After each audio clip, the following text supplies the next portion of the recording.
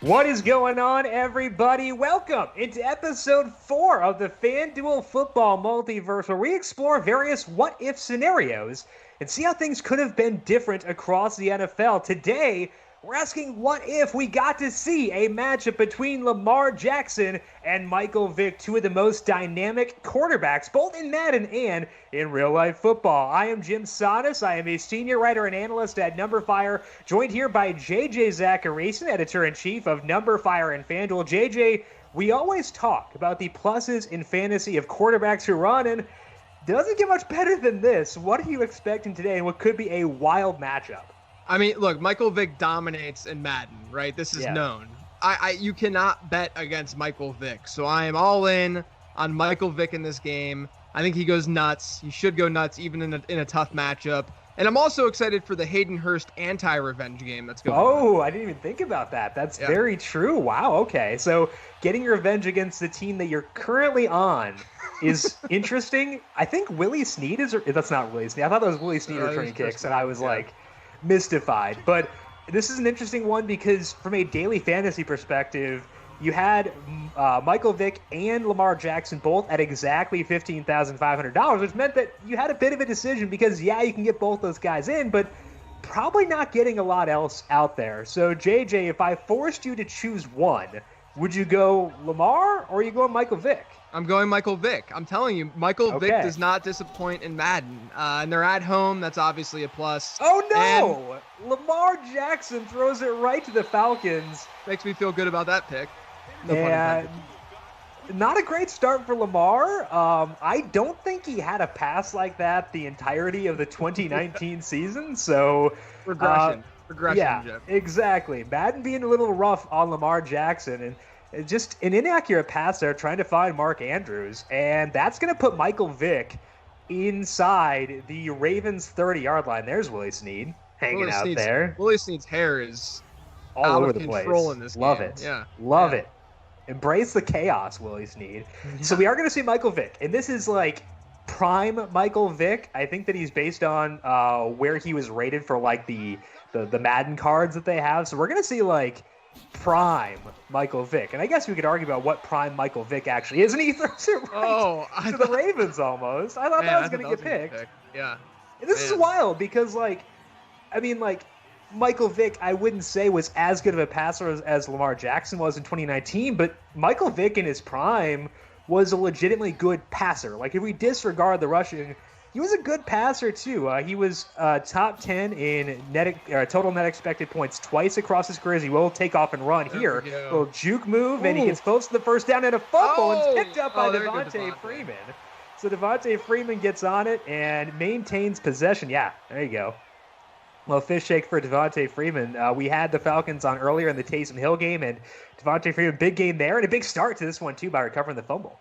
Yeah, absolutely. I mean, I learned my lesson by saying to fade Devontae Freeman a couple weeks ago when he went off against the Saints. Maybe he has a good game again this week. But yeah, Michael Vick was a top 10 guy in total net expected points twice based on numberFire's metrics. He was top 15 4 times in 7 qualified seasons. So it wasn't just the rushing that made Michael Vick a really good quarterback. He was a good passer, too, as he completes this one. A nice little completion there for Vick. 5-yard gain and a first down to Justin Hardy. So Hardy picks up the first down, and the Falcons still driving down to the Baltimore 17. I don't think we ever saw Michael Vick reach the same levels as an all-around player that we saw Lamar Jackson reach last year, though. Because JJ, like you said, he's due for regression, but it's not because he's a bad player. It's just because you can't be that good. You can't be outlierish good 2 years in a row. Yeah, look, he had a 9% touchdown rate. That's the second best in NFL history behind Peyton Manning and the one insane season that he had. That's going to regress. Usually guys who, there's a nice little catch by Julio, usually guys who have that high of a touchdown rate. If you look at guys who have an 8% touchdown rate or higher in NFL history, the average drop the following season is 3%. That's a difference of 36 passing touchdowns for Lamar Jackson last year to 24. So obviously those touchdowns would go somewhere. Maybe he gets a little bit of love on the ground instead of through the air. But the Ravens also scored 58 overall touchdowns last year on offense. That's going to regress too. It's really hard to maintain that type of pace. So we should see worse numbers for Lamar, but he still should be the QB1 in fantasy, at least ranking-wise. Absolutely. As Michael Vick gets another first down there as he dumps it off to Luke Stocker for the 2-yard gain. So good little dink and dunk passing game here from Michael Vick, even though like the strength of Michael Vick is just like the cannon that he has coming out of his left shoulder. But, good efficient passing here as he has the Falcons down to the 6-yard line. Maybe we'll see more Devontae Freeman here as he does get the pitch. Good block on the outside. Devontae Freeman takes it in for the touchdown. Devontae Freeman, early MVP of our FanDuel football multiverse, potentially? Look, if Devontae Freeman were as good IRL as he is in Madden, he would have had a contract in March. Right. A lucrative contract. Exactly. Contract. Yes. Exactly. He's looked fresh. I think that the time off for Devontae Freeman, well needed, and get some dap there for Michael Vick. But watching that drive, I think the biggest thing that stood out to me was how fun, no disrespect to Matt Ryan, but how fun would it have been to watch Michael Vick play with Julio Jones? That'd be nuts. Yeah, it would be a lot of fun. Look, though, as you said, no disrespect to Matt Ryan, who is arguably one of the more underrated quarterbacks over the last, decade or so. At least that's what metrics tell us. Mm-hmm. If he were able to win that Super Bowl, I think a lot of things, the narrative would have definitely changed for Matt Ryan and his career trajectory in terms of how we perceive him, once his career is over. Devontae Freeman, $11,500 on FanDuel. Gets the touchdown right away, so a quick 6 points for Devontae Freeman. Not a whole lot else for the Atlanta skill guys because they didn't have to do too much. So we get some redemption here, hopefully, for Lamar Jackson, as the Ravens will get their second attempt here. Quick little mention at the top of this broadcast. This is the first week we'll be doing 2 of these Madden streams in this week. We have this one today, obviously, but also coming back tomorrow here on the FanDuel YouTube page and seeing what happened if Aaron Rodgers actually had help outside of Devontae Adams. We're going to add Odell Beckham to the Green Bay Packers roster and have them face the Detroit Lions. So make sure you are subscribed to the FanDuel YouTube page to watch that one tomorrow night, 8 p.m. Eastern, and also play DFS for that as well over on FanDuel.com. All right, try number 2 here for Lamar Jackson, starting off from the 25-yard line. And he does complete this one out to Willie Snead. Willie Snead got the moves, man. Maybe I should not have been so skeptical of him being on the kickoff return team because that was a good juke. Willie Snead's been hanging out with Troy Polamalu apparently with those locks just everywhere on the field right now and going through his jersey as we see in the huddle. The Head and Shoulders commercial with Willie Snead coming out pretty soon, I'd have to imagine. Yes.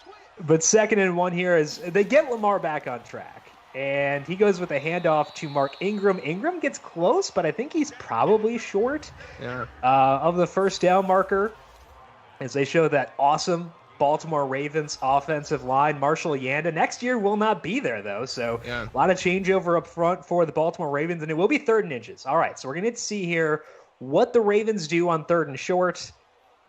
I feel like you just let Lamar work his magic. Yeah, you just let QB sneak this. You're good. First down. Oh, shotgun. Naturally. Run a draw. Who cares? Let's do it. Let's party a little bit. Come on, CGI. And they do go to Mark Ingram. So Mark Ingram picks up the first, but knowing John Harbaugh, probably would have just gone for it even if they hadn't gotten there. I don't know if Madden John Harbaugh is as aggressive. Hopefully he is because the Ravens are just a delight because of that. But, they get the first down regardless.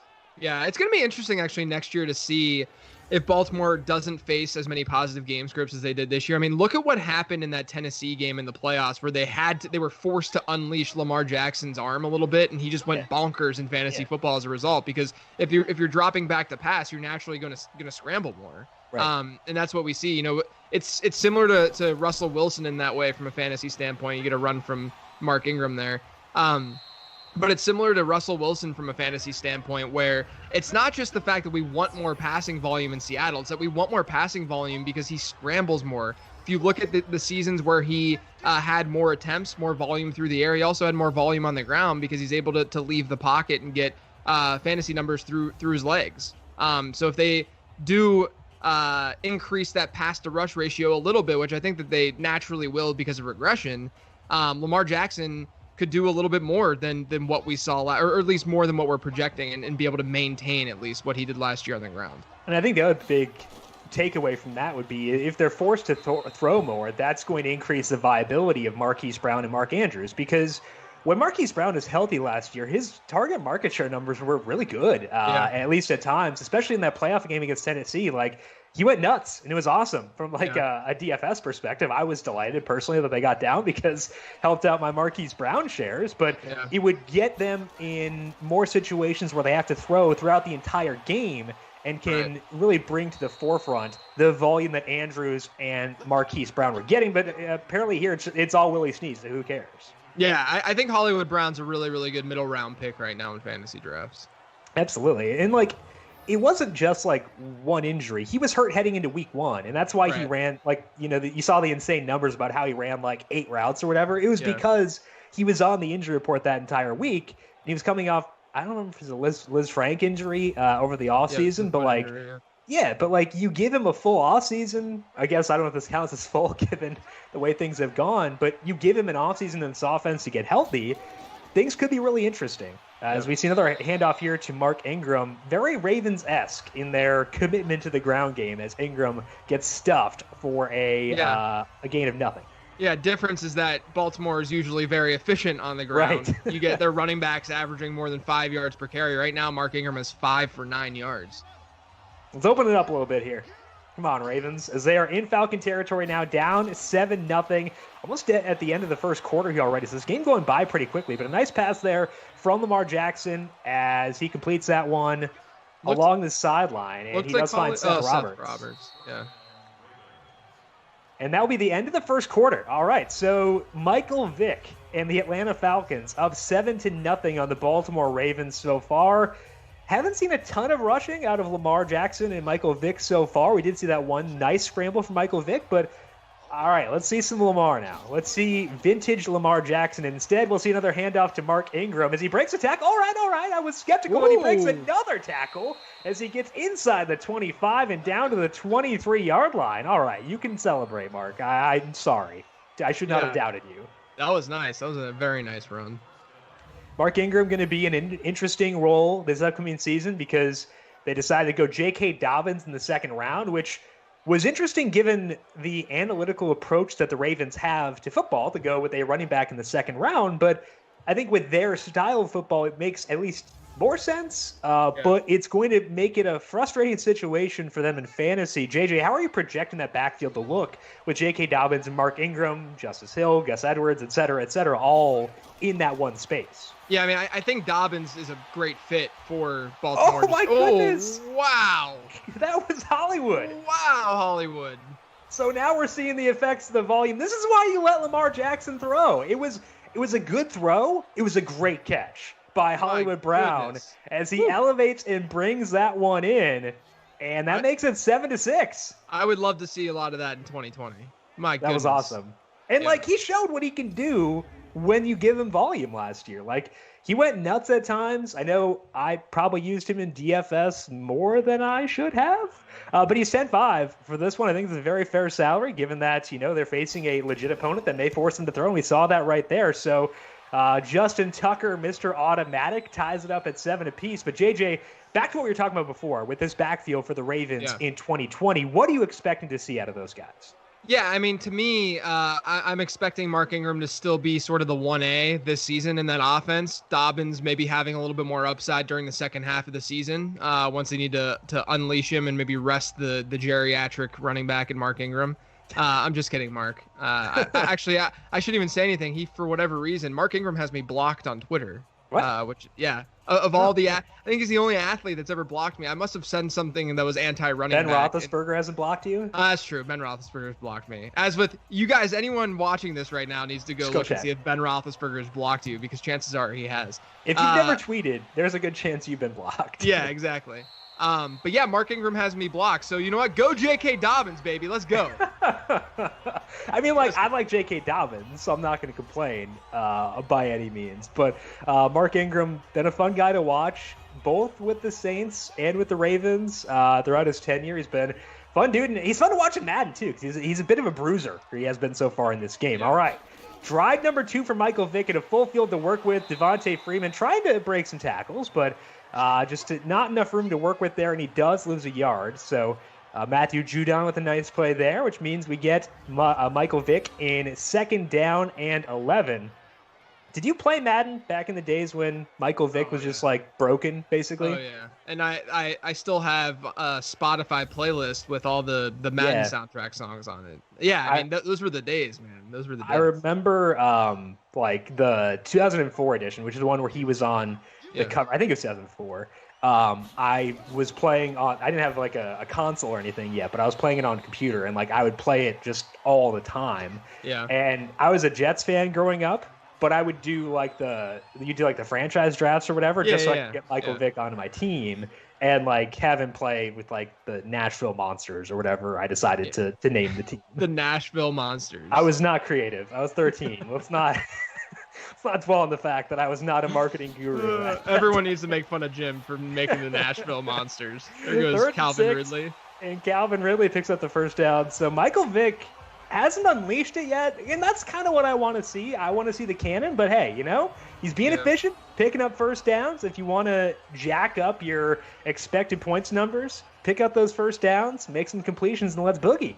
I mean, he might have way better numbers if you're on the Nashville Monsters right now, but on Atlanta, they need to unleash him a little bit more. I'm assuming that Coach Jim Sonis would be calling four Verts constantly, right? Jim Sonis was an offensive lineman. On that team. They had like light green uniforms. I think it was like light green and like light red. They were disgusting. It was hideous, but it was great. I guarantee you that. Devontae Freeman getting some work in the passing game there, almost gets a first down and be second down in inches. I was an offensive lineman and I created like all of my like middle school friends to be various positions. There was one kid who shall remain nameless who was on a soccer team with him, and he had a tendency to fake some injuries. So put his injury at 0, and like this is realistic. I had to make sure we weren't cheating in the Madden game. Devontae Freeman, I don't know if he made it. No, he did get the first down. All right. Not a good show. I mean, 3 for 5 yards, but Freeman did find the end zone. I think aided by a good block. We got to shout out the fullback there. Yeah. I would shout him out by name. I think it might have been Keith Smith, but like I don't actually know. So probably should have paid more attention. But sorry, guys. I'm sure that he is highly offended that he didn't get the full credit he deserves for this Madden stream. Devontae Freeman catches it and stands there. That looked like a throwaway. Yeah.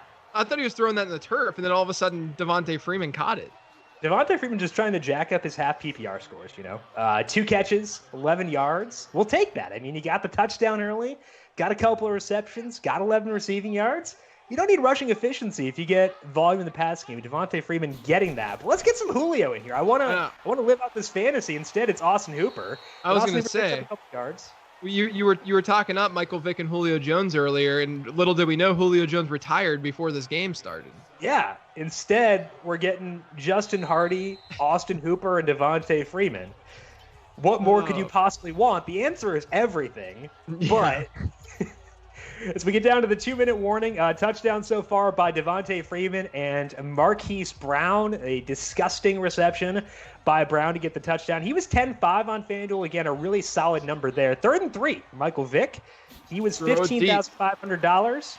Let's see if he does. He looked like he was going to run momentarily, but he does find Julio. Julio picks up the first down. I think that's like 4 or 5 first downs picked up by Michael Vick through the air so far. Yeah, I mean, Michael Vick has 5.2 yards per attempt right now, so things are not fun. This is not fun. Come on, open things up. Come on, Dirk.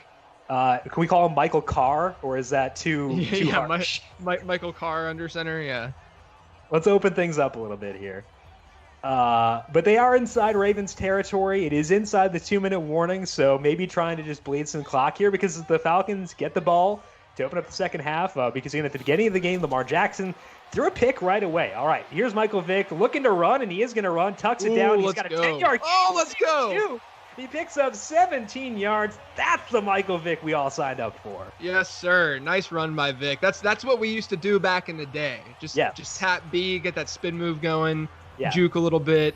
I mean, back in the day, it wasn't as you weren't able to do as much with the players' bodies as you are in Madden these days, but this is a nice little skew whip. Yeah. That dude's got to retire. I think that's just like law. That's... Whoop! Only Chris Berman were here to provide the full sound effects of that move. With the Falcons inside the 25-yard line, trying to score and go up. as we get into halftime here already. Quick moving game because there haven't been a lot of incompletions on either side so far. And it helps when you're dumping it off to Austin Hooper down the middle. Hooper gets inside the 5, and the Falcons call a timeout with 1 minute and 1 second left. Austin Hooper showed up pretty big in that first Falcons game we had too, against the Saints. So yeah, Hooper, it's like, I don't know if he's quite as much of a Hayden Hurst like reverse revenge game because it's not like literally facing his new team, but hey, we'll take it for sure. Yeah, I mean, I'm just envisioning Hayden Hurst being that guy in this year's offense. Absolutely. We can certainly talk about that as well as Michael Vick guns it out to Devontae Freeman, breaks 1 tackle, but still taken down for a loss of a yard. And the Falcons that'll bring up 2nd down and goal. For some reason, calling a timeout, unless that was Baltimore. I was going to say, like, what are they doing calling timeouts here? That was Atlanta. All right. Yeah, that was Atlanta. In real life, Baltimore would actually make sense. But right. Michael Vick, I think Michael Vick used Devontae Freeman in DFS and is trying to jack up the half PPR points. So I get it, and I respect it. That is all that I will say. Has to be it. Digital Michael Vick playing DFS. Absolutely. He does it again. But this time, in for the touchdown. He broke the tackle, and he scored. Devontae Freeman with his 2nd touchdown of the day and his 4th reception. Devontae Freeman, MVP. You can hear the chorus coming through the interwebs, JJ. He's doing it. Going nuts. I can't believe that they're dumping it off so much in this game. I love this pylon cam. This is amazing. Even on Madden, we got the pylon cam. But that does put the Falcons up 13-7 as Younghoe Koo will come on to attempt the extra point. Try to make it 14-7. Yeah, you deserve that pat on the butt, Devontae Freeman. Couple of touchdowns so far, almost 100 yards in our first game that we had with Devontae Freeman. As Koo comes on for the extra point, and this one is good, making it 14-7, but still 50 seconds left for Lamar Jackson and the Ravens. If we can get some more Marquise Brown love going here, but 12 plays for the Falcons. They're really shortening the game here, which I get it because they're ahead and you want to keep Lamar Jackson off the field, but also please stop. I want to see more of this game. Let's not shorten this puppy. Yeah, I'm with you. All right, so 50 seconds left here.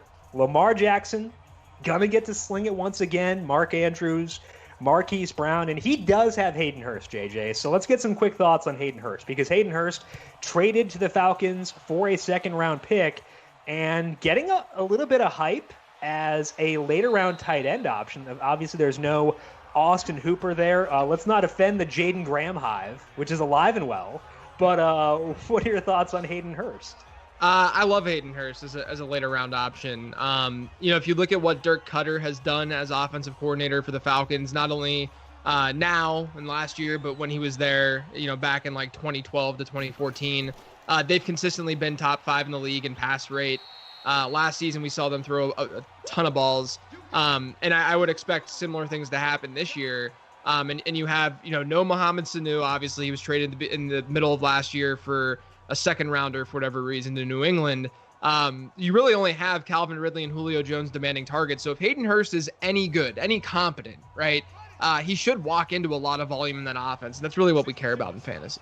Absolutely. And it should be interesting. And a lot of times when guys get traded, it's because they weren't playing, as Lamar Jackson sails that one a bit, but it's because they weren't playing. And that can be a concern in itself, because the coaching staff that is coaching them is going to know them better than any of us will. But it's a lot easier to understand when you realize how good Mark Andrews was. And Mark Andrews was, I think, like a 3rd-round pick. It's not like he was some scrub. They put a lot of capital in him. So it's understandable that Hayden Hurst would fall a bit behind Mark Andrews, and it's less an indictment of him that he wasn't playing all that much. Here goes Lamar Jackson, scrambling, picking up the first down, and then sliding.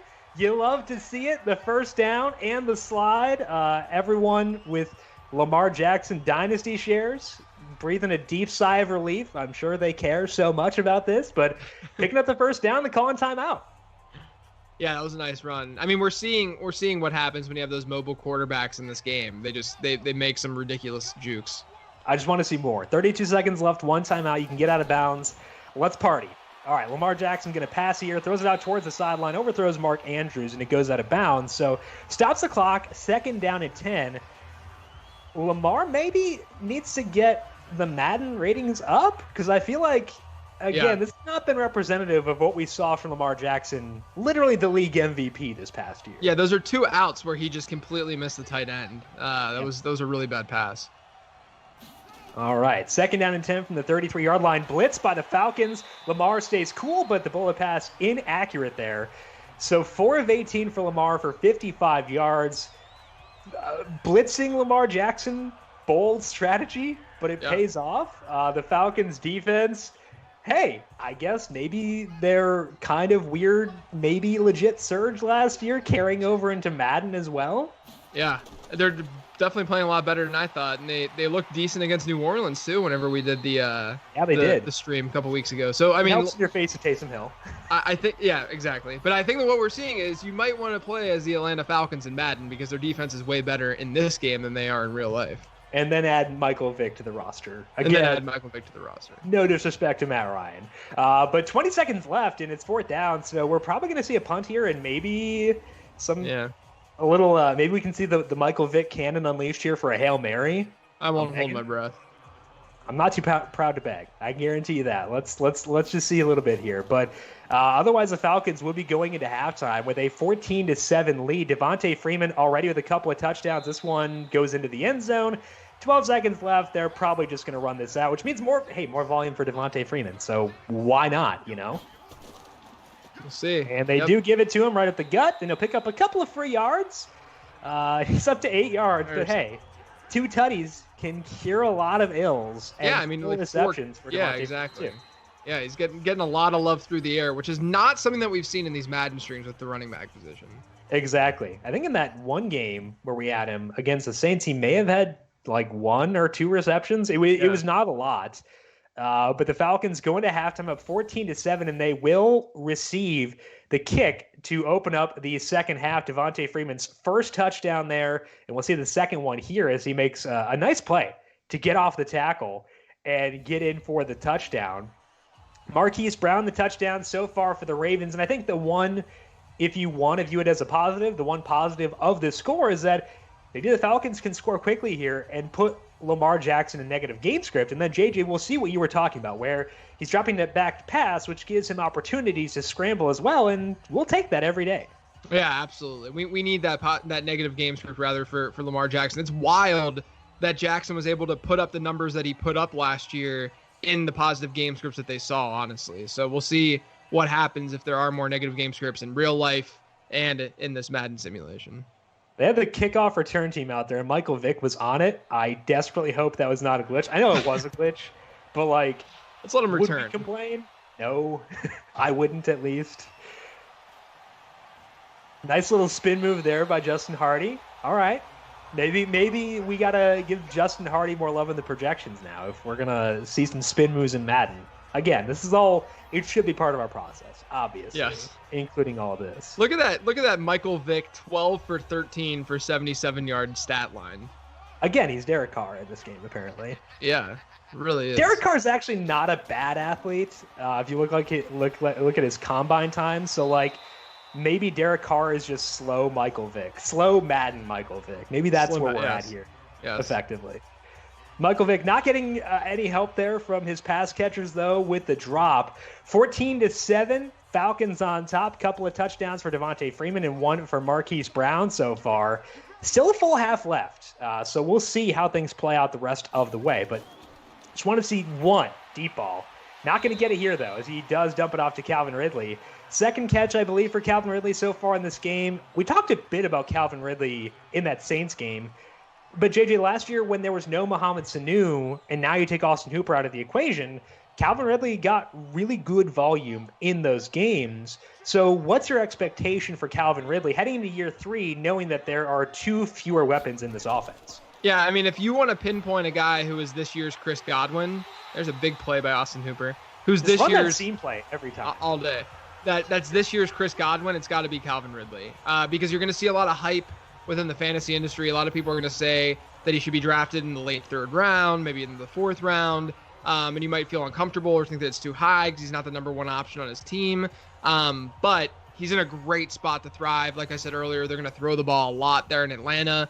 To me, Calvin Ridley's a fringe wide receiver 1 entering the season. I think he's like a wide receiver. I think I have him ranked at like wide receiver 15.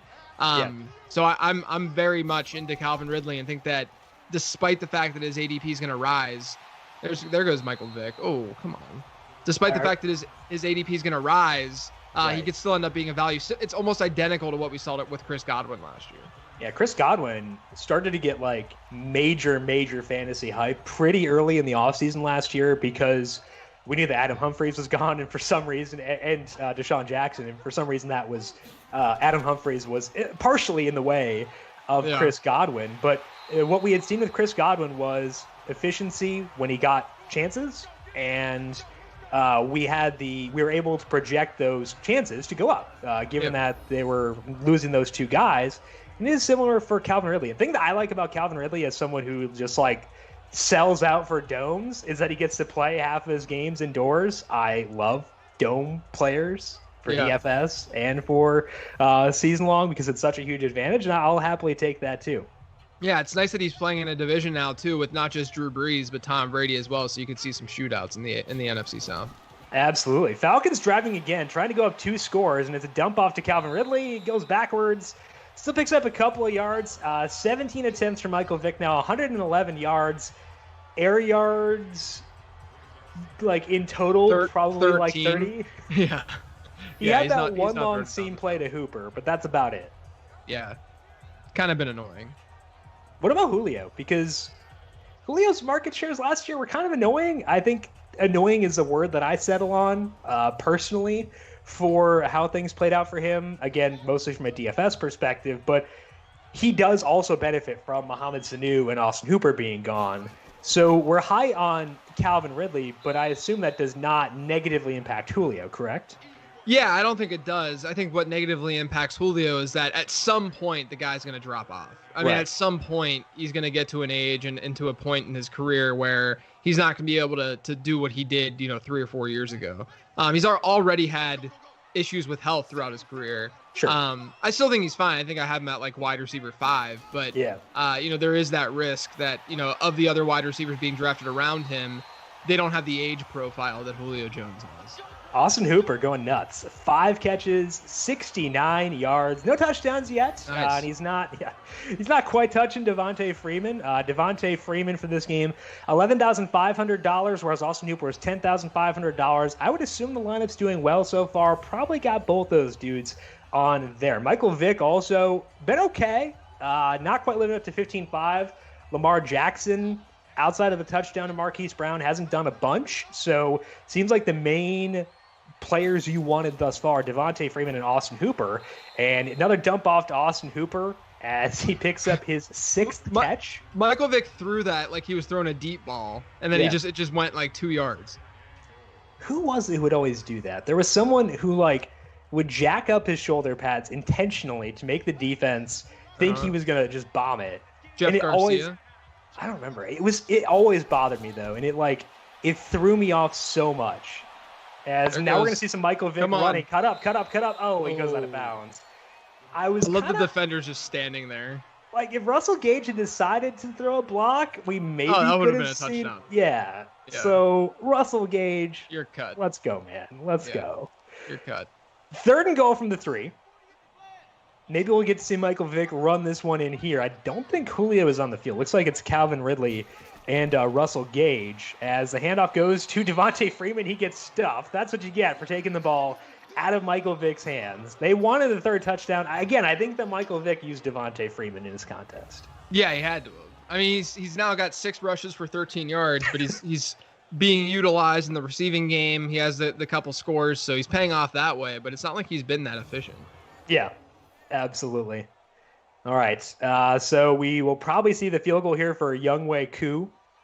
And he is out there trying to attempt math, a 22-yard field goal. That was really tough. I am very much out of practice in doing field goal math. But he does make it. So it's 17-7, which means we get to see negative game script with Lamar Jackson. But the problem is that they wasted 5 minutes in that quarter, which lowers the sample of this game. Again, I want to see more of this one. Not as much of a shootout as I would have expected, but it does kind of make sense that Baltimore in a simulation like this is going to be run heavy because that's how the team runs their offense. And it's going to be harder to show off that efficiency in a simulation like this. So, looking back and having hindsight, maybe it makes sense that the Baltimore offense isn't going to be as impactful and as good as we might have thought. Alas, stinks, but there's still a lot of time. 7 total minutes left in this game between the end of the third quarter and the fourth quarter. We've seen Lamar Jackson do some crazy things, usually in the first half where he's just torching teams, taking a flamethrower to everything in his path. But maybe we'll get some second half magic here instead. There is still plenty of time for him to do that. Plenty of time for him to add to the total of Marquise Brown, who, again, $10,500, but already has a touchdown to his name. Maybe we can get him a second one here on this drive. So let's start things off from the 27-yard line. Willie Snead in motion, fake the handoff to him, give it to Mark Ingram. Ingram gets a yard. Let's open things up. Yeah, no, look, this is the time in a game when you're down 10 at the end of the third quarter to really establish the run. Hashtag establish it, man. You got to. You must. No other choice. You must establish the run down 10 and with really less than 7 minutes to go in this game. Also, with the literal reigning MVP as your quarterback, we should not overlook that part of it. All right, so play action here, and there we go. From Lamar, almost picked. All right, they tried. Double coverage, trying to hit Hollywood. I like and respect the effort.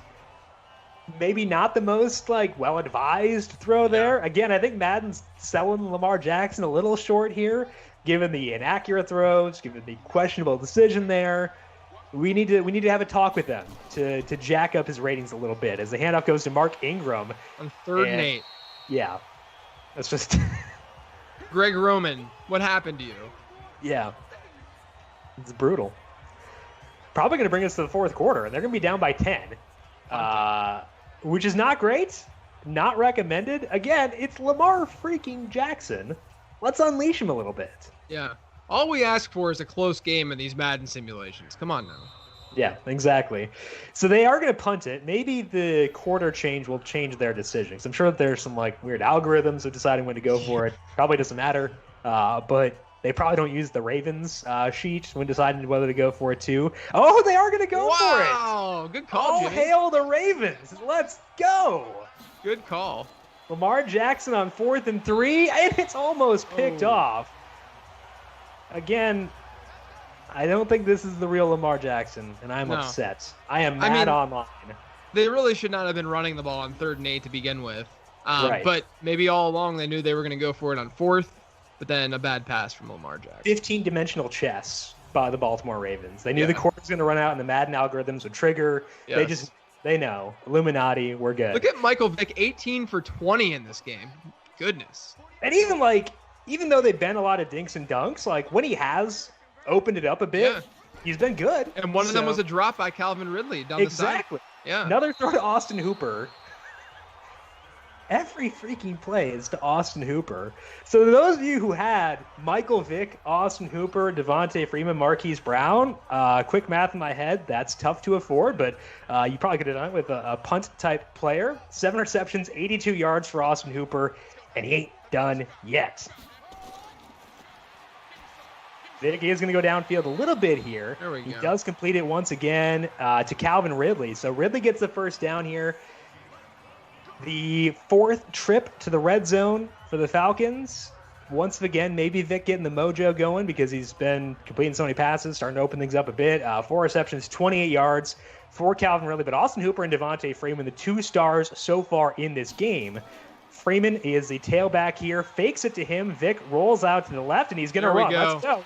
Gets towards the end zone. There we go. Now for Michael Vick, and those of you who paid $15,500, the salary for Michael Vick, you just hit pay dirt right there. 6 points on FanDuel. The Falcons up 23-7. Vintage Michael Vick makes me feel good about picking him over Lamar Jackson. You do not go against Michael Vick in Madden.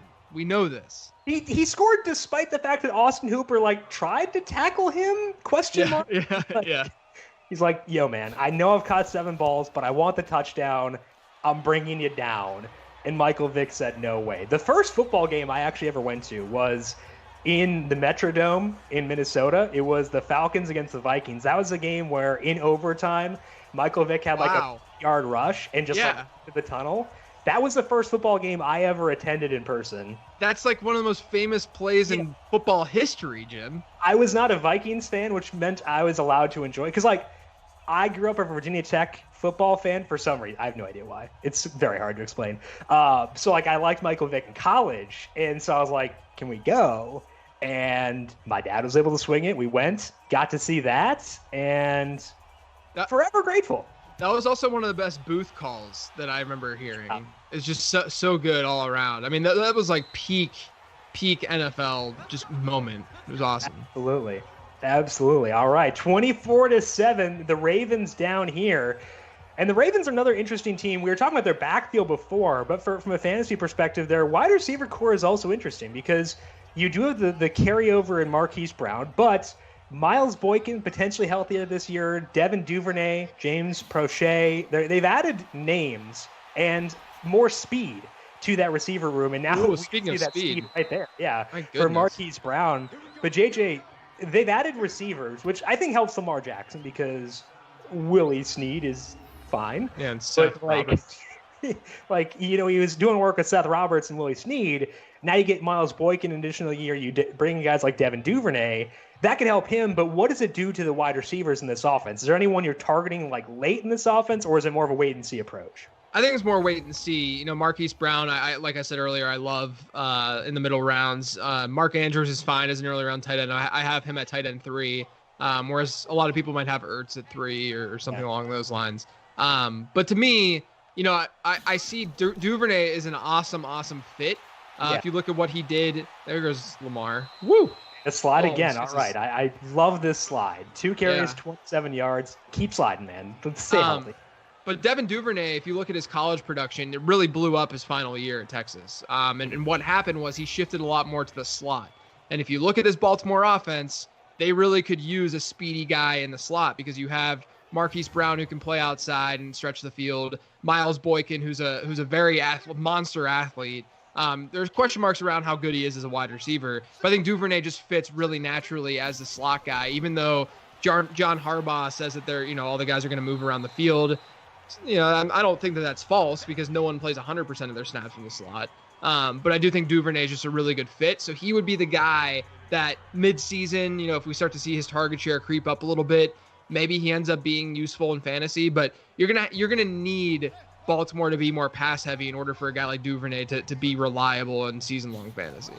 And if you're talking about Duvernay and his college production, this one goes to Mark Andrews on the outside, picks up a couple of yards. So the Ravens moving the ball here, but Devin Duvernay's production didn't tick up until Will Jordan Humphrey left and Colin Johnson got hurt. Yeah. But it showed the volume he could get when he had the opportunity.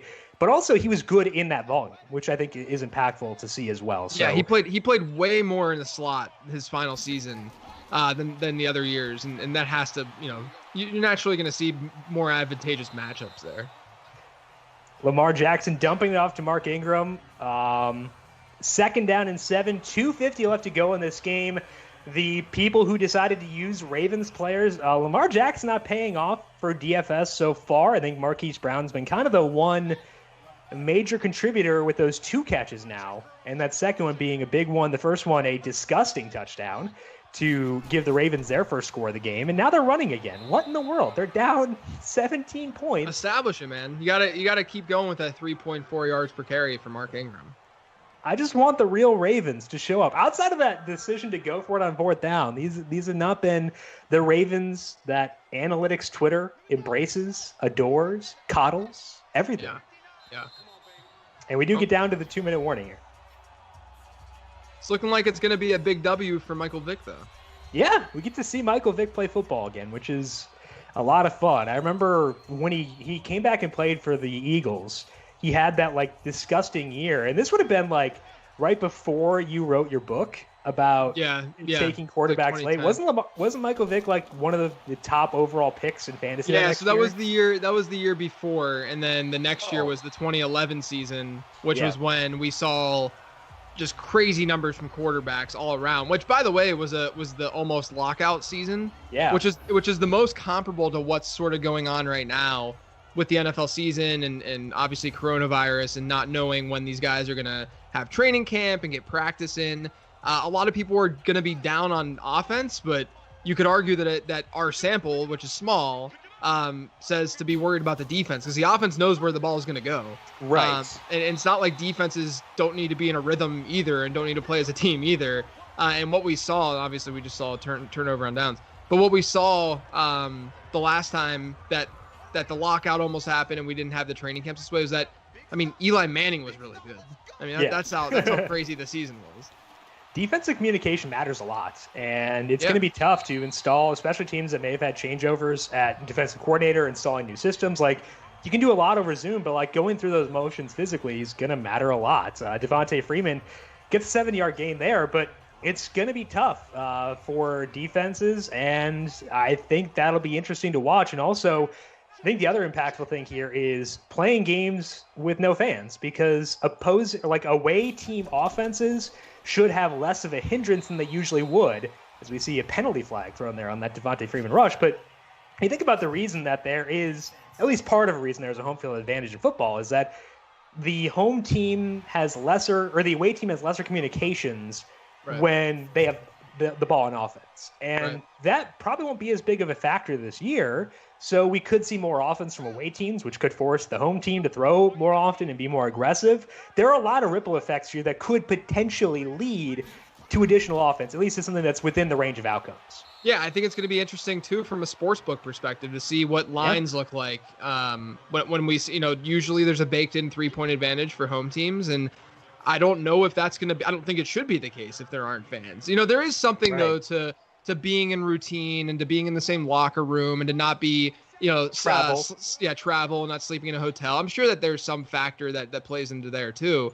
But you have to imagine that without fans and without the loudness of the stadium, like we're just getting one more run from Michael Vick just for good measure. I have no idea why they decided to have a throw there, or a drop back at least, but Michael Vick paying off for DFS almost with his rushing alone, but also had some passing there. And that's going to do it for this game, as the Ravens will let the clock expire as the Falcons win 24-7. Michael Vick victorious in his return to the NFL, at least, kind of his return.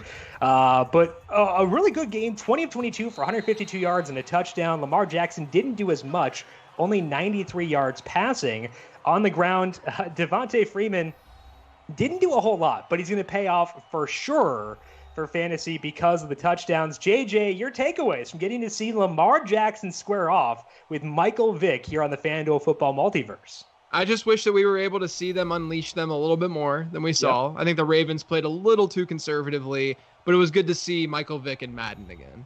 Absolutely, and it's a delight always, and it was a lot of fun here for sure. We're going to be back again tomorrow with another edition of the FanDuel Football Multiverse as we give Odell Beckham to the Green Bay Packers and Aaron Rodgers. We're going to see what he can do against the Detroit Lions. Make sure you check out the FanDuel contest for that right now in the FanDuel lobby, and be back here again tomorrow on the FanDuel YouTube page, 8 p.m. Eastern. For JJ Zachariason, I am Jim Sana saying so long for today. 24-7 win as Michael Vick takes down Lamar Jackson in the FanDuel Football Multiverse.